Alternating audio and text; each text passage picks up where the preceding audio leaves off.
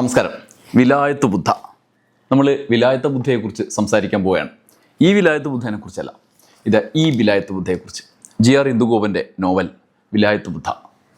ഇതിനെക്കുറിച്ച് സംസാരിക്കുന്നതിന് മുന്നോടിയായിട്ട് എനിക്കൊരു കഥ പറയാനുണ്ട്. തൂവെള്ള ഭാസ്കരൻ്റെ മകൻ അനിൽ ഭാസ്കർ എന്ന അനി മറയൂർ ടൗണിനെ ലക്ഷ്യം വെച്ച് സൈക്കിളിൽ സ്പീഡിൽ പോവുകയാണ്. വഴിയിൽ വെച്ച് ആൾക്കാരൊക്കെ ചോദിക്കുന്നുണ്ട്, എങ്ങോട്ടാ പോന്ന് എന്ന്.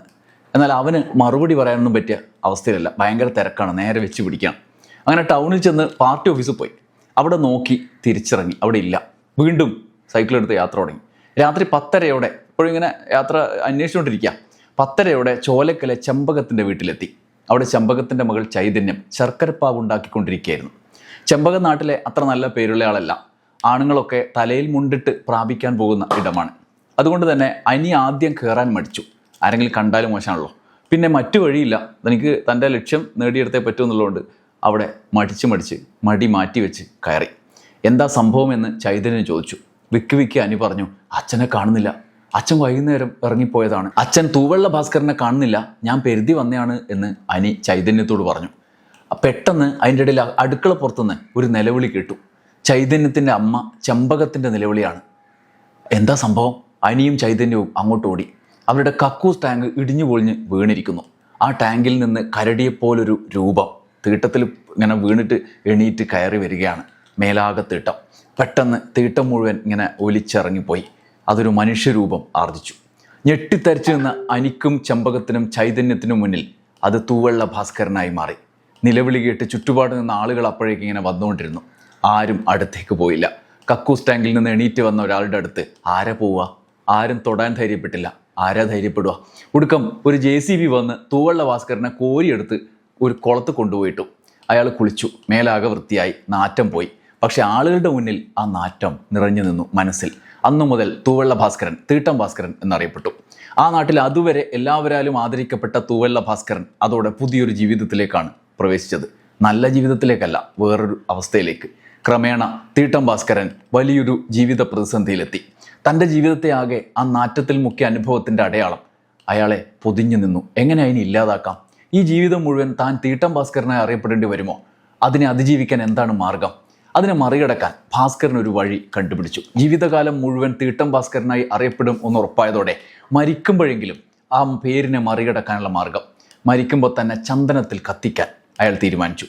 അതിനായി വീട്ടുവളപ്പിൽ ഒരു ചന്ദന മരം നടുകയാണ്. ഈ ചന്ദനമരം പുതിയൊരു ദാർശനിക വിഷയമായി അവിടെ കടന്നു വരികയാണ്. തീട്ടത്തിൻ്റെ മണം മാറ്റാൻ ചന്ദനം. അങ്ങനെ തൻ്റെ ജീവിതാഭിലാഷമായി ഭാസ്കരൻ ആ ചന്ദനത്തെ പരിപാലിക്കുന്നു. എന്നാൽ ജീവിതമല്ലേ, അത് അപ്രവചനീയമാണ്. അവിടേക്ക് പുതിയ ഒരു അവതാരം കടന്നു വരികയാണ്. ആ ചന്ദനമരത്തിനെ ഉന്നം വെച്ച് ഒരവതാരം. ഡബിൾ മോഹൻ, സാന്താൾ മോഹൻ എന്ന ഡബിൾ മോഹൻ. ഭാസ്കരൻ്റെ ചന്ദനം മരം അവിടെ ഉണ്ടാകുമോ? ഭാസ്കരന് തന്നെ ആ നാറ്റം മാറ്റാൻ കഴിയുമോ? ഭാസ്കരനും ഡബിൾ മോഹനും തമ്മിൽ നടക്കുന്ന സംഘർഷങ്ങളുടെ കഥ പറയുന്ന GR ഇന്ദുഗോപൻ്റെ വിലായത്ത് ബുദ്ധ. ഇറങ്ങിയ ഒരുപാട് പതിപ്പുകൾ വിറ്റഴിച്ച പുസ്തകമാണ്. മാതൃഭൂമിയാണ് ഇപ്പോൾ എൻ്റെ കയ്യിലുള്ള പതിപ്പ് 2ാം പതിപ്പാണ്. ഇപ്പം ഞാൻ ഈ പശ്ചാത്തലത്തിൽ ഒന്നും കൂടി നിങ്ങളുടെ മുമ്പിലേക്ക് ഈ പുസ്തകവുമായി വരാം എന്ന് വിചാരിച്ച് വന്നതാണ്. പൃഥ്വിരാജിനെ നായകനാക്കി ജയൻ നമ്പ്യാർ സംവിധാനം ചെയ്ത തീട്ടം ഭാസ്കരൻ്റെ സാന്താൾ മോഹനൻ്റെ കഥ സിനിമയായി വരികയാണ്. നിങ്ങൾക്ക് സിനിമേനെ ബാധിക്കുന്നതൊന്നുമല്ല, ഞാൻ ഈ നോവലുമായി ബന്ധപ്പെട്ട കാര്യമാണ് പറയുന്നത്. ഇതിൽ തീട്ടം ഭാസ്കരൻ്റെ കഥയാണ് ഞാൻ പറഞ്ഞത്. സിനിമ ഡബിൾ മോഹൻ നായകനായ ഒരു സിനിമയാണല്ലോ വിലായത്ത് ബുദ്ധ. അന്തരിച്ച സംവിധായകൻ സച്ചിയുടെ ആഗ്രഹമായിരുന്നു വിലായത്ത് ബുദ്ധ സിനിമയാക്കുക എന്നത്. എന്നാൽ ആ സ്വപ്നം അദ്ദേഹത്തിൻ്റെ ശിഷ്യൻ സാക്ഷാത്കരിക്കുകയാണ്. തീട്ടം ഭാസ്കരനെ നേരിടാൻ പൃഥ്വിരാജിലൂടെ ഡബിൾ മോഹൻ അവതരിക്കുമ്പോൾ സിനിമയെപ്പറ്റിയുള്ള ആകാംക്ഷ എനിക്കേതായാലും കൂടുന്നുണ്ട്. അതറിയാനുള്ള, അപ്പോൾ അതെങ്ങനെയാണ് ആ സിനിമ മുന്നോട്ട് പോവുക എന്നുള്ള ആകാംക്ഷ. നമുക്ക് നോവലിലേക്ക് വരാം. സിനിമ അവിടെ നിൽക്കട്ടെ. ആരാണ് ഡബിൾ മോഹൻ? തീട്ടം ഭാസ്കരൻ അധ്യാപകനായി നാടിൻ്റെ മാതൃകാ മുഖമായി വിലസി നടന്ന കാലത്ത് തൂവെള്ള ഭാസ്കരൻ എന്നാണ് അറിയപ്പെട്ടിരുന്നത്. തൂവെള്ള ഭാസ്കരൻ്റെ ശിഷ്യനായിരുന്നു മോഹൻ. എക്കാലത്തും ഭാസ്കരന് 2 മുഖങ്ങളുണ്ട്.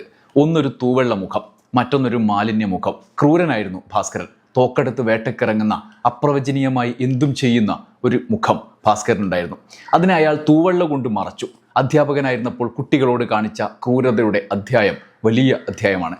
അന്ന് അയാളുടെ ശിഷ്യനായിരുന്ന മോഹനെ ചന്ദനക്കടത്തുകാരനാക്കി മാറ്റിയ ക്രൂരതയുടെ ഭൂതകാലം അത് ഇന്ദുഗോപൻ മനോഹരമായി ആവിഷ്കരിക്കുന്നുണ്ട്, ഉള്ളിൽ തട്ടും വിധം.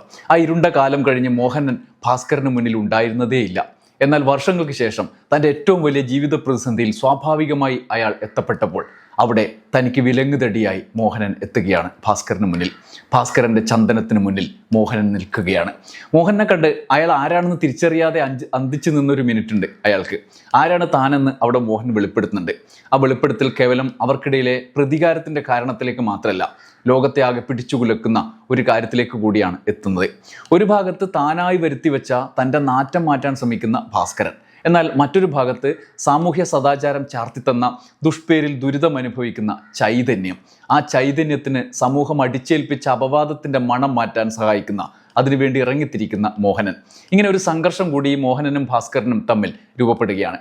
അതിനിടയിലേക്കാണ് ചന്ദനം കടന്നു വരുന്നത്, വിലായത്ത് ബുദ്ധ. അങ്ങനെ മോഹനൻ ഒരു തീരുമാനമെടുക്കുന്നു. അങ്ങ് ആട്ടുമലയിൽ ചൈതന്യത്തെ പോലെ ഒരു വിഗ്രഹം പ്രതിഷ്ഠിക്കാൻ, ചൈതന്യത്തിന് സാമൂഹ്യ സദാചാര ബോധം ചാർത്തിക്കൊടുത്ത ആ മാലിന്യ നാമം മാറ്റാൻ അങ്ങ് ആട്ടുമലയിൽ ഒരു ചൈതന്യ വിഗ്രഹം. ആ പ്രയത്നം മോഹൻ ആരംഭിക്കുകയാണ്. മലയിലേക്ക് പുതിയ വഴിവെട്ടുകയാണ്. വഴിവെട്ടുന്നതിന് മുന്നോടിയായി അനുഗ്രഹം തേടാൻ ഭാസ്കരൻ്റെ അടുത്തേക്ക് മോഹനൻ പോകുന്നുണ്ട്. അവിടെ ഭാസ്കരൻ തോക്കെടുക്കുന്നുണ്ട്. ആത്യന്തികമായി ഈ സംഘർഷ സാഹചര്യത്തിൽ നിന്ന് ഒരു തിരിച്ചറിവിലേക്കാണ് നമ്മളെ ഈ നോവൽ കൊണ്ടുപോവുക. മനുഷ്യജീവിതം എന്താണ് എന്ന അന്വേഷണമാണ് ഇന്ദുഗോപൻ വിലായത്ത് ബുദ്ധയിലൂടെ നടത്തുന്നത്.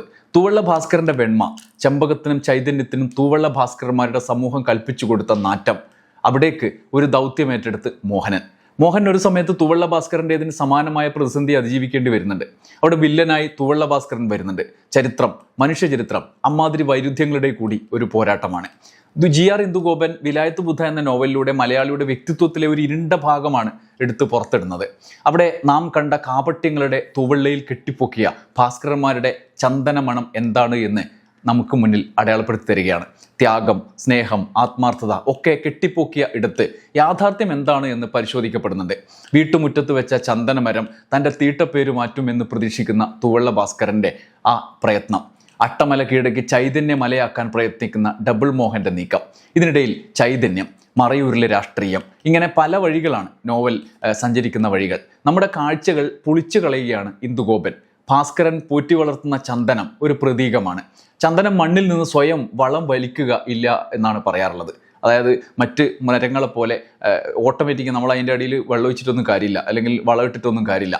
അകിൽ പോലുള്ള ഇതര മരങ്ങളുണ്ടാവും അടുത്തെവിടെയെങ്കിലും. അപ്പം ചന്ദനം ഇങ്ങനെ വേരുകൾ വളർന്ന് അങ്ങോട്ട് പോയി ആ വേരുകളിൽ സ്വന്തം വേരുകൾ ആഴ്ത്തി, അകിൽ മരത്തിൻ്റെ വേരിൽ സ്വന്തം വേരാഴ്ത്തി അവ വലിച്ചെടുത്ത് ഊറ്റിയെടുത്താണ് തൻ്റെ പോഷകം ശേഖരിക്കുന്നത്.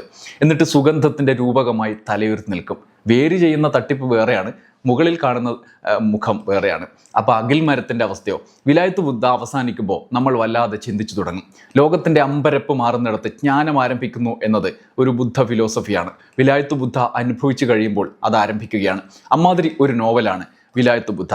വിലായത്ത് ബുദ്ധയുടെ പ്രത്യേകത ഇത് വളരെ ചെറിയ നോവലാണ് എന്നുള്ളതാണ്. ഈ നോവലിനൊപ്പം ഇത് ഇറങ്ങിയ കാലത്ത് CGVSൻ്റെയും ഡോക്ടർ സുരേഷ് മാധവിൻ്റെയും ഒരു പഠനക്കുറിപ്പ്, ചെറിയ 2 പഠനക്കുറിപ്പ് കൂടി ഉൾപ്പെടുത്തുന്നുണ്ട്. വളരെ ചെറിയൊരു നോവൽ, അതിലും എത്രയോ ഇരട്ടി വലിയ അനുഭവം. വിലായത്ത് ബുദ്ധയിലെ ആധ്യാത്മികത എന്ന അനുബന്ധക്കുറിപ്പിൽ ഡോക്ടർ സുരേഷ് മാധവ് അവതരിപ്പിക്കുന്ന ഒരു നിരീക്ഷണമുണ്ട്. അതിങ്ങനെയാണ്: ജീവിതത്തെ അഭിമാനത്തിൻ്റെ തൊലിയിൽ ഒളിപ്പിച്ചു വെച്ച് പുറമേനിയിൽ ചന്ദനം പൂശി നടക്കുകയാണ് മനുഷ്യൻ. ചുരുക്കത്തിൽ അഭിമാന നിർമ്മാണമാണ് ജീവിതം. അതിൻ്റെ അർത്ഥത്തെയും അനർത്ഥത്തെയും നോക്കി വിലായത്ത് ബുദ്ധയിലെ ഓരോ കഥാപാത്രവും ചിരിക്കുകയാണ്. പ്രകൃതിയുടെ അന്തിമ യാഥാർത്ഥ്യം സൗരഭ്യമല്ല, ദുർഗന്ധപൂരിതമായ ജീർണതയാണ് എന്ന തിരിച്ചറിവാണ് ഈ നോവൽ പകരുന്ന ഒരു പാഠം. ചന്ദനം മണക്കുന്ന പൂന്തോട്ടം, ചന്ദ്രിക മെഴുകിയ മണിമുറ്റം, ഉമ്മറത്തമ്പിളി നിലവിളക്ക്, ഉച്ചത്തിൽ സന്ധ്യയ്ക്ക് നാമജപം എന്ന് പറയുന്നൊരു പാട്ടുണ്ടല്ലോ. ആ പാട്ട് പാട്ടായി കേൾക്കാനേ കൊള്ളൂ. സത്യം അതല്ല. ഇതാണ് വിലായത്ത് ബുദ്ധ. അപ്പോൾ വായിച്ച് അനുഭവിക്കുക തന്നെ വേണം എന്നാണ് പറഞ്ഞു വന്നതിൻ്റെ അർത്ഥം. അപ്പോൾ ബൈ. മറ്റൊരു പുസ്തകവുമായി അടുത്ത വീഡിയോയിൽ കാണാം. നന്ദി, നമസ്കാരം.